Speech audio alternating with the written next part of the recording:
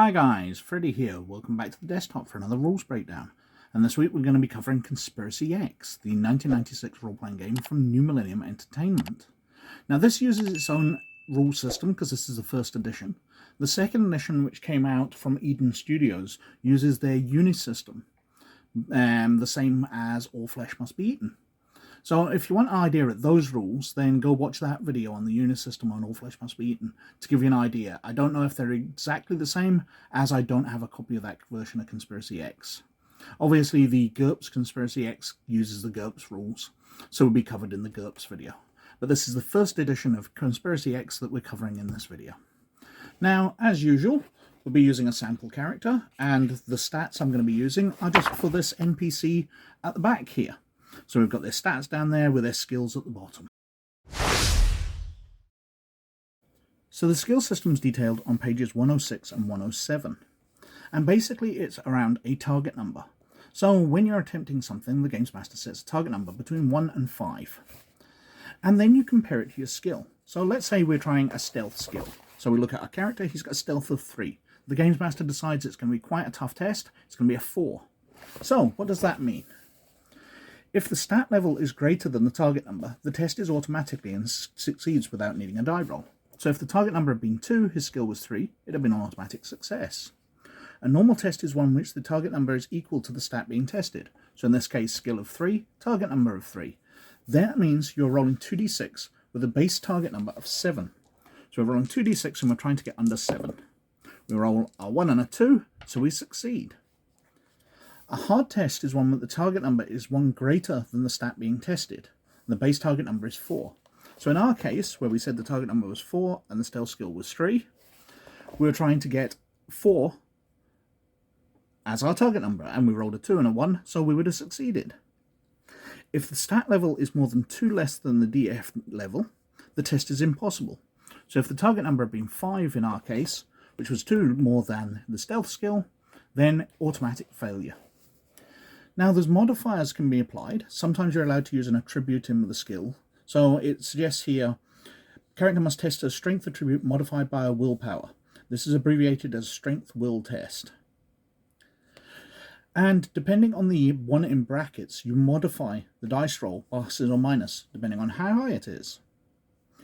We've also got modifiers which can be applied to add an entire dice or more.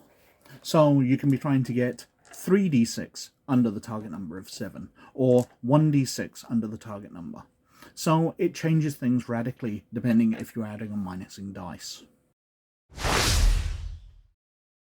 Now initiative is dealt with on page 113, where we've got sequence of actions. The combatant who has the highest reflexes usually has the first opportunity to act each round.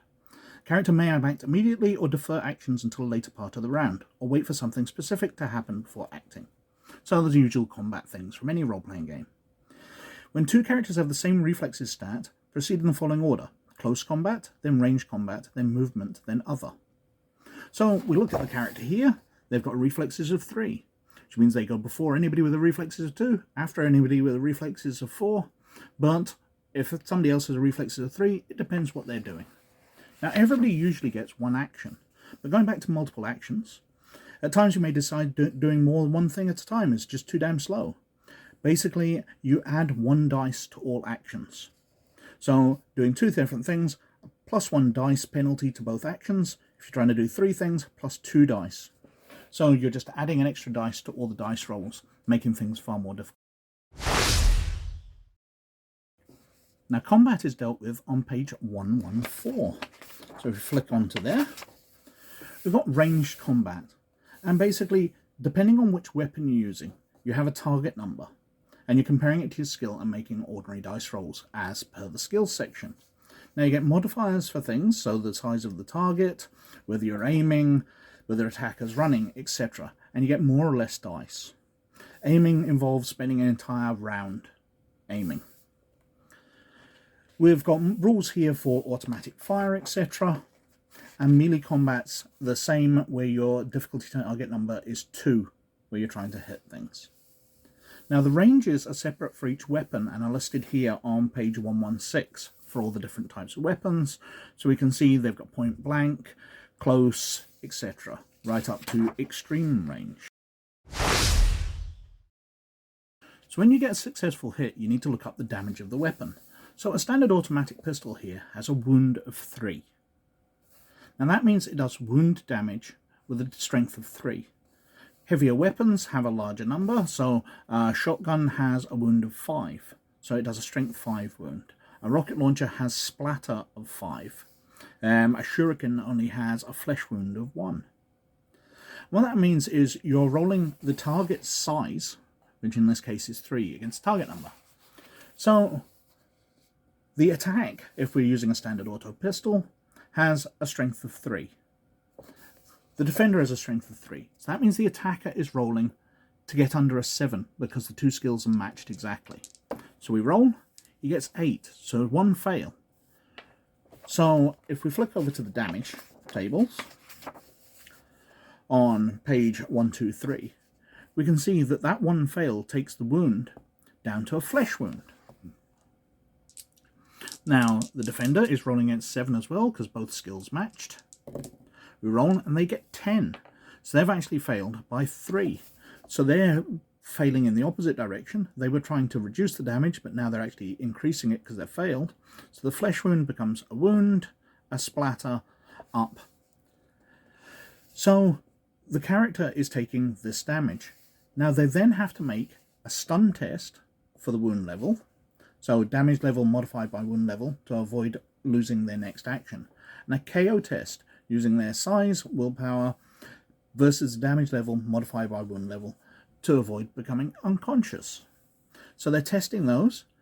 Then you've got the time that the stun will last, how long the knockout will last. Sometimes it's up to hours. And how long it takes to stabilize and heal back that damage.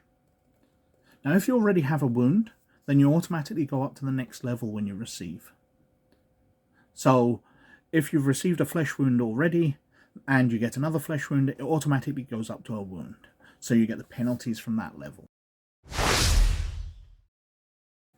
So Conspiracy X doesn't have anything like hit points or health levels or anything. You're getting your penalties from what wounds you've received, which you are resisting with your size. Now healing back from that is detailed on the next couple of pages, where you've got recovery, so it details how to heal back, how to stabilize wounds, and it details when a damage level reaches 6, regardless of wound level, the character begins to die. One stabilization period after the damage level reaches 6, the character may take one last stabilization test. If it fails, the character dies, although may be resuscitated by medical attention of first aid as described below. And then we've got the first aid and medical attention section, which details how to heal people back even if they have expired for a brief period. So advancement in Conspiracy X isn't as simple as something like just experience points. It's a bit more complex than that. If we turn to page 131 first of all, we can see the section details downtime. So in the time between adventures, in your downtime, your character can do all sorts of things. They can repair equipment, they can build up their base, they can build contacts, they can be earning money. But they can also be training. So many characters elect to spend downtime training and learning new skills. To do this, character must have access to a training facility capable of providing the desired instruction. 1 week of intensive instruction gives the character 2 CP towards purchasing the next level in that particular skill. Now what does that actually mean? What do those 2 CP mean?